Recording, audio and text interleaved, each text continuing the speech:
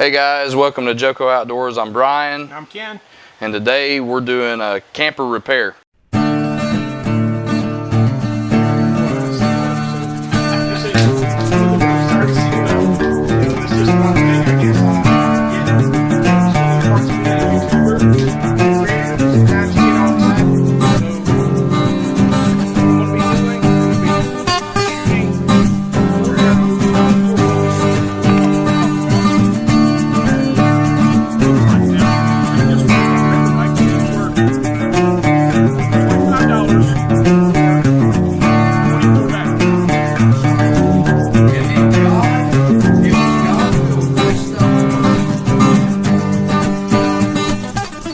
Okay guys, I know it's been a while since we put a video up, but today we're going to be fixing Brian's camper. The LED strip on the awning was sewn on, and wasn't very strong, and it came off. So we're going to show you how to repair a light strip without having to sew it back on. Yeah, with that, yeah, because So before we get started, I want you to go ahead and give us a thumbs up and go down and subscribe and ring the notification bell. And I promise we're going to be putting more videos up. So I know you guys probably been chomping at the bit waiting for us to put something up. It's just in that little time between hunting season and, yeah, I know it's fishing season, but we hadn't had a chance to get out there and fish just yet because Brian and both of us are going to school full time right now. So yep. So we're going to have to find some time though. Yeah, absolutely. So I'm going to show you, there's a kit that I ordered on Amazon, and I'll leave a link below, but all it is you have this track right here. Let's see if you can hold that real quick, Ken. You have this track, and it's got 3M tape on the back side. 3M tape. And we'll show you where we're going to put it up at, but this LED strip right here, that strip right there, and you see we got it spliced already right here. Slides into the track. Stripped anyways. Yeah, that just slides into the track, and then you'll face it down to the ground. So, I found that on Amazon. It was about $45 for that, and I think it's going to be a cost affordable repair. But I think it's going to get the job done too. The way that it mounts, especially where it's going to mount on my camper. And it's going to be fairly simple and fairly easy. But we're going to go through this right here real quick. So the current light that I have on there, it had this little connector right here that just kind of, and most of them will have this. It just plugged right into the wiring that went into the awning. Thank goodness. Yeah, so that was, not everybody will have one like this, but mine did. So that's a blessing from God for sure. And what we're going to do is we're just going to take that.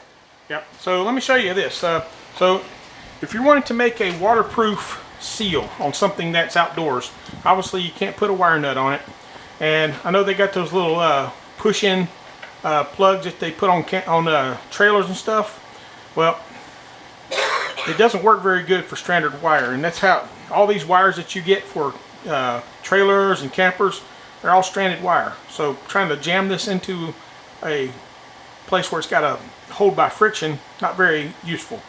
So I've been using these for a couple of years, and they have become my best friend for waterproof installations of splicing wire. It's called a solder splice. I used these when I was in the military, and I took a job with a company after I got out, and we rewired an airplane. Literally, a whole entire Cessna airplane for a security system, and we gutted the whole wiring, and we did it all with solder splice. And I'm telling you what, I was yanking on these things trying to pull them apart. They won't come apart. So this is what they look like. This might be kind of hard to see because it's the smallest size, but hold on, let's see if I can get it to focus. Okay. There we go. All right, so you can see the two little white bars here. Those are your waterproof seal. So it's going to shrink down on top of the wire and seal it in, and then you can see the little silver in the center. That's the solder. So that solder is going to melt and solder the two pieces of wire together just like you would with a soldering gun. So let me show you how we do this. Alright, so first thing, you have to strip off the wire. This is long. I always do it a little bit longer because I want to make sure I have enough to work with. Same thing on this side. So I'm going to take and put one of the splices. All right, I'm going to have to go up to the next size because this wire is a little bit bigger than I thought it was. I miscalculated. So these are the whites. I'm going to go up to the reds. And these will be a whole lot easier to see on camera, I can guarantee you. So the red ones. Okay, same thing. All right, so back to this. So I've got to slide this down over the top of here. I've got to slide it down far enough where I can get to the other wire. So I'm going to pull this apart just a little bit more. Give me a little more room. And now I need to twist these together. So I'm going to take and make a joint, similar to how you'd make an electrical connection. I'm going to twist these guys together. So take the two stranded wires and twist them like you're twisting a bread tie, but make sure they're twisting together. Okay, we're going to twist that up nice and tight, just like that. And now what I'm going to do is I'm going to take this and I'm going to lay this over the side. I'm going to slide it back into the center of the tube. There we go. All right. So now, get you a heating type device. And what I'm going to use is a little torch. Now the key to this is to keep the solder splice rotating. You don't want to hit it in one spot because it'll just torch right through it. But we're trying to solder this guy together, but we're going to heat shrink it as well at the same time. So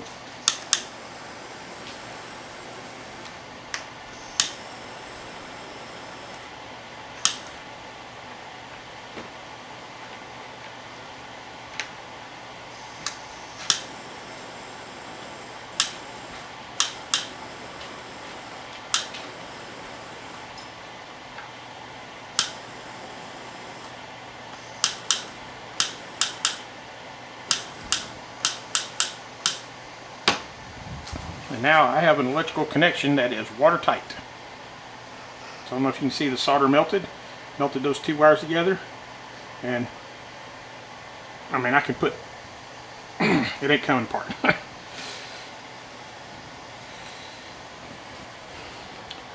And now it is flexible still too, see that? So I can still flex it if I need to. Alright, now let's do the black one. The black one, always when the wires are side by side each other like this, creates a little bit of an issue, because trying to heat these up and not burn yourself while you're trying to rotate the wire, yeah, a little bit difficult.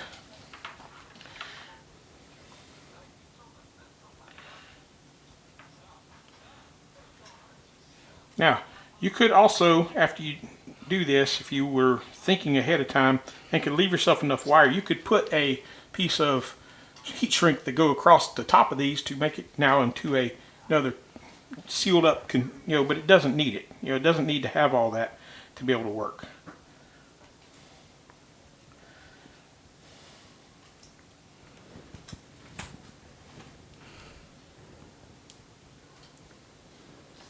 All right.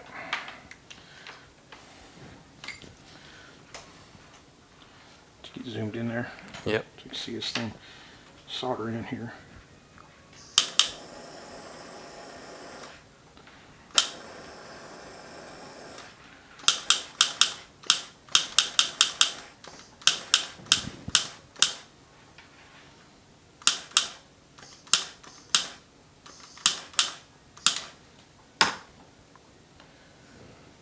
Solder together. Let me see. There we go. Alright, cool. Alright, so those little balls right there, what those little red pieces were, is that's your water seal. So just regular old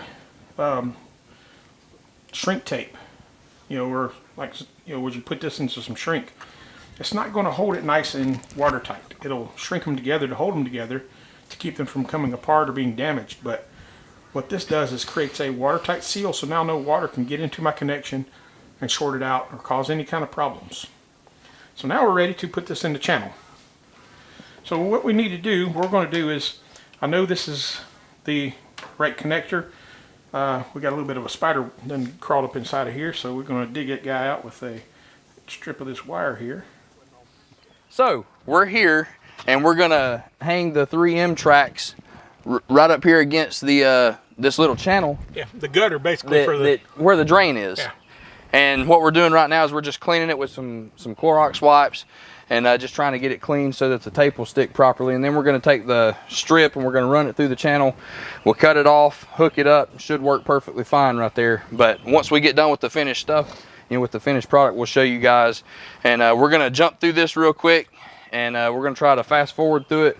It's not going to take too long to clean it up, and it shouldn't take too long to actually put it up once we get it clean either. So we're going to get into that. All right, get a new wipe.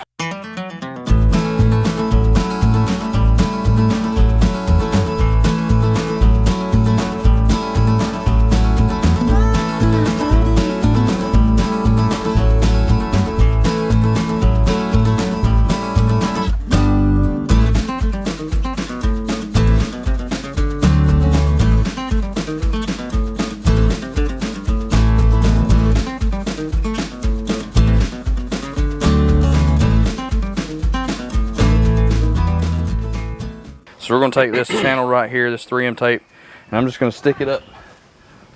Yeah, it's gonna face down like this right here. We'll peel the back side off. We'll just put it up there, and then we'll slide the channel through from that side down because the plug's on the end down there. All right, so we're going to put that up real quick.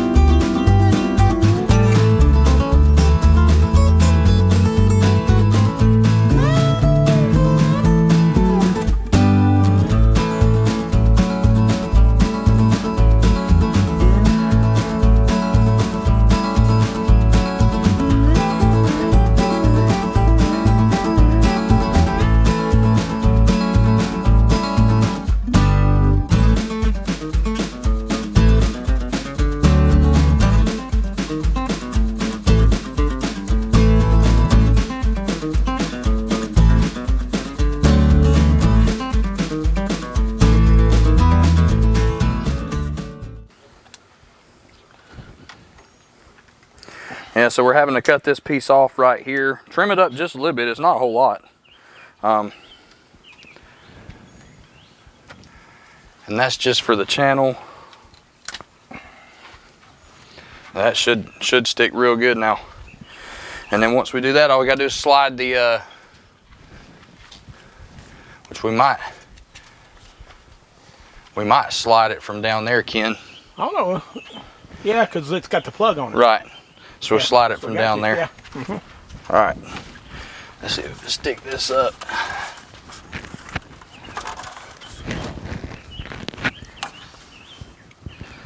I'll take this tape off.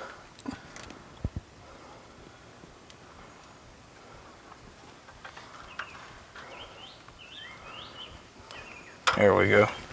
Put that in down here. The one that's in your right hand. Yeah.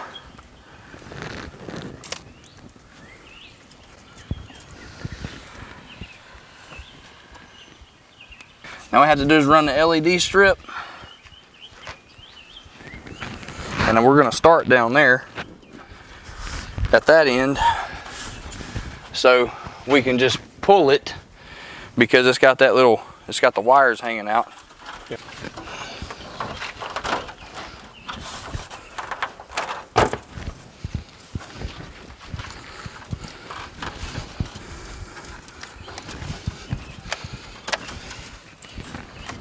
Alright, so now, let's see if I can get these up here like this.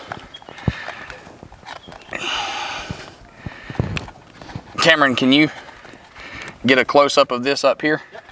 Oh, wait a minute, hold on, I gotta turn it over. I was gonna say, make sure the LEDs are facing out. Yeah. That's gonna defeat the purpose. Alright. So we're just gonna pull them through like this right here. And honestly, you could probably just pop this in up there. I think so. That's what I'm wondering, because you snap it in. So. Is it flexible enough to be able to snap in? Yeah, it is. That's what we'll do. We're just gonna pop it in instead of sliding it down. It'll be easier that way. All right, so we'll just take. Change plans. Change plans. Yep. Change plans. You live and learn. All right. Well, just when we get over near that area. There we go. Yep, that's good. Presses up in there. Yep. Works real good. That's gonna be the case.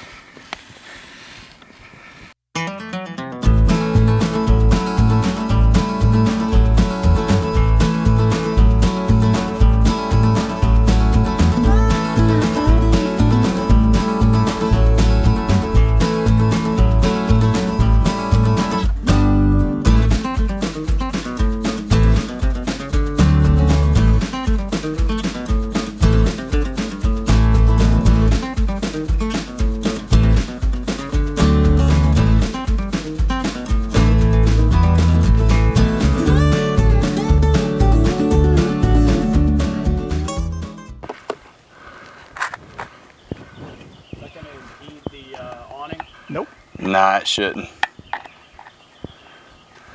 Well, there we go. Because it doesn't go up, just folds in. This comes down like this.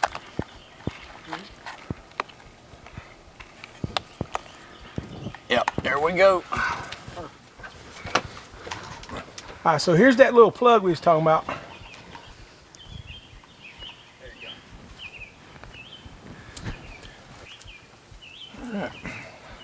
Before you turn it on, get one like right here so you can. Did it pop in? Uh-huh. Yep. And cut it on, see what happens. Ready? All right, I'm gonna wait. And God said, let there be light. Ah. There we go. And that's bright too. That is pretty bright. Yeah. That's brighter than mine, that's for sure. That's not bad. Now, the biggest thing is we just have to remember whenever we're rolling the awning up not to tighten it all the way up. Just stop it right at that point where it protects the lights. All right, guys, so I think this turned out to be a success. We got some good angles for you so you could see what we were doing. A fairly inexpensive way to fix your awning lights if you have to. I know it did come, I think it came with some instructions on how to do it if you didn't have that plug. Right. Which, of course, if you have a master electrician like I do, yes, you'd be able to figure that out anyways. But God blessed us with enough to let it be easy like that. Mm-hmm. It's not always going to be that easy, but God will provide regardless. So inexpensive way, cost me $45 for that whole setup right there, versus having to buy a whole new awning that yeah, like I said, this thing was sewn in. I mean, it was sewn in. You probably can't see it, but there's a little, see where the thing's all snapped out from the bottom of it. Yeah. Where it was sewn in. It was sewn in from the back side. It was like the most ridiculous way I've ever seen to hook on LEDs to an awning. Some of you guys might say I need a new awning anyways, but I don't know how the water got up in there because I hadn't had it out in a while, in over a year, and when I put it up it was dry, so could be condensation building up most likely. But if you guys know any good awning mildew remover, please let me know. Put down in the comments, please. Yeah, definitely. I've got some that works okay, but it doesn't get it out quite like I want to. So anyways, the light turned out really good. We're getting ready for our camping trip coming up in August.